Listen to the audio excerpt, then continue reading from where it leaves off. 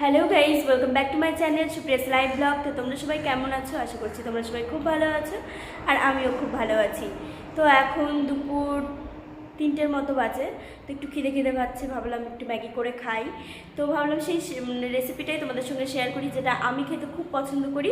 তো চলো রান্নাঘরে যাওয়া যাক, গিয়ে তোমাদের সঙ্গে রেসিপিটা শেয়ার করছি। তো এই দেখো এখন রান্নাঘরে চলে এসেছি, আর আমি এখানে কড়াই বসিয়ে দিয়েছি, ম্যাগিটা করব। তো এই দেখো এখানে হচ্ছে এগুলো সব নিয়েছি। এখানে একটা মাঝারি সাইজের আলু নিয়েছি, আর ছোট একটা গাজর নিয়েছি, আর মাঝারি সাইজের একটা পেঁয়াজ নিয়েছি, আর আমি একটু ঝাল বেশি খাই বলে 4টে লঙ্কা নিয়েছি। তো কড়াই দেখো বসিয়ে দিয়েছি।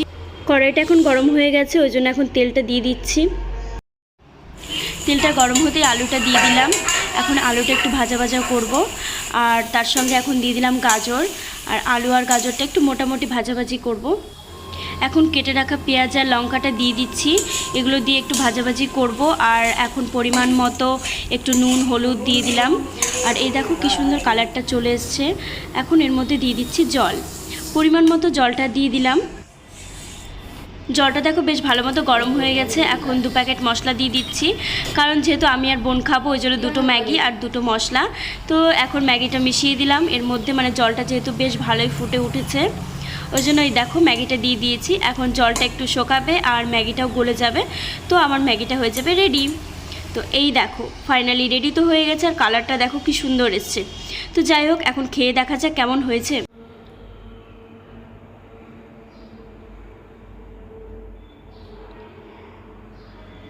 বনু কেমন হয়েছে রে খেতে?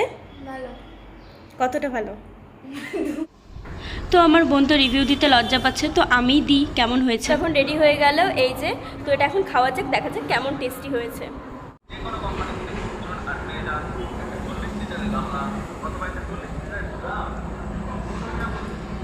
দারুণ হয়েছে খেতে, কারণ এটা আমার খেতে খুবই ভালো লাগে। তো তোমরা বাড়িতে একটু ট্রাই করে দেখো, আশা করছি তোমাদেরও এটা খুব ভালো লাগবে খেতে। তো চলো ভিডিওটা আর বেশি বড় করবো না, তো আজকের মতো এখানেই টাটা। দেখা হচ্ছে আবার নেক্সট ব্লগে। Thank you.